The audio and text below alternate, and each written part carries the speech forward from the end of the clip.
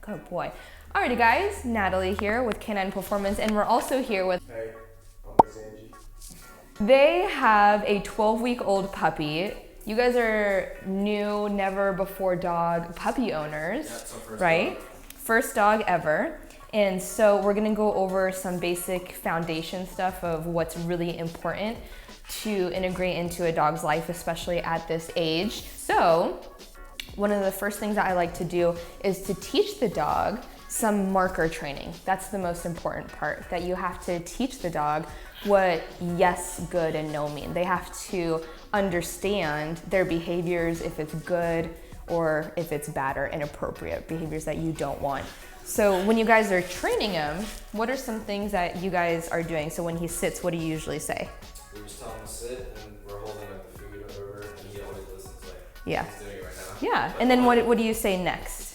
So we say good boy. Good boy? Okay, awesome. One of the things to teach the dog what English means, essentially, good, yes, is that when they do a behavior correctly, you're gonna wanna do something called marker training. So when he sits, you want to say yes, and then follow with a positive food reward. So this is called classical conditioning. Have you ever heard of Pavlov?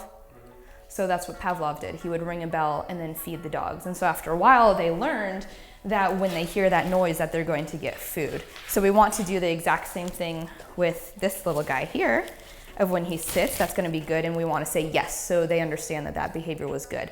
And if not, you want to say no. However, we have to give value to that word, right? And so if he doesn't know what no means, like you can't just say no to him, he doesn't know. There has to be something that follows with that, so that way he understands. At this young of an age, typically when you're in a training session, just withholding the food reward is enough of a correction. It's a gentle correction. But when they get older, or even now, if he starts to bite the leash or do any like mouthing or anything like that, you want to do something that's adversive enough that he understands. So I'll give you an example of that. So if you were to bite my hands right now, all that I would do is I would either remove the entertainment and I would say no, and I'd go, yes, good, good, no, yes. And then it's removing that so he understands.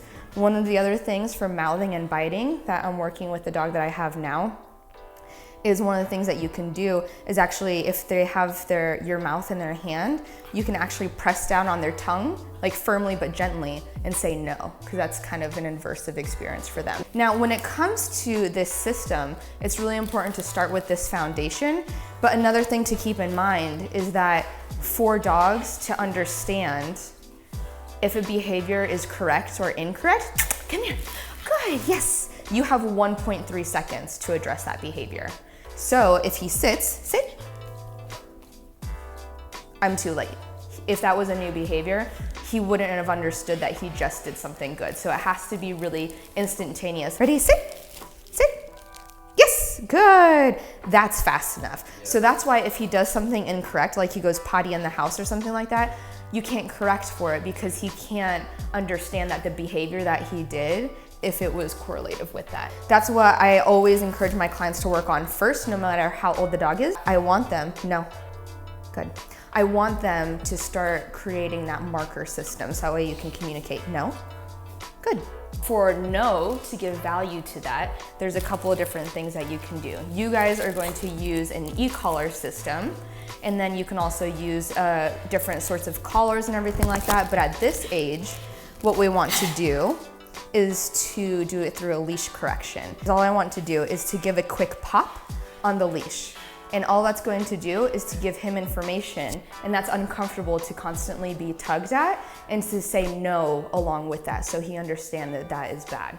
As you can see right now, he's had a lot of pulling on the leash, and this is something called opposition reflex. One of the things that we really want to work on when it comes to puppies is starting to remove this opposition reflex, or else they're always going to want to be pulling on the leash. Hold that, and if I go like this, what are you doing? Pull back. You're pulling back on it. It's a natural instinct for dogs, for any animal whatsoever, to have that opposition reflex. So we want to start discouraging that. And one of the different things that we can do is to have some reward and have kind of an area like this. You can do up against a wall, next to a counter, or whatever it may be. And what I want to do is I want the dog to sit. Yes, good. And I just want to guide the dog, and he's going to There we go. Yes, good. And I just want to guide him. He's pulling, he's pulling. Yes, good. And then at one point, he'll give into it, and I feed in between to reduce some of that stress. So he's going to object, he's like, no, I'm not going to follow that. And then he'll be like, oh, okay. And that's when you reward him. So that way it starts to remove a lot of that opposition reflex. The leash is one of the best communication tools that you can have with your dog.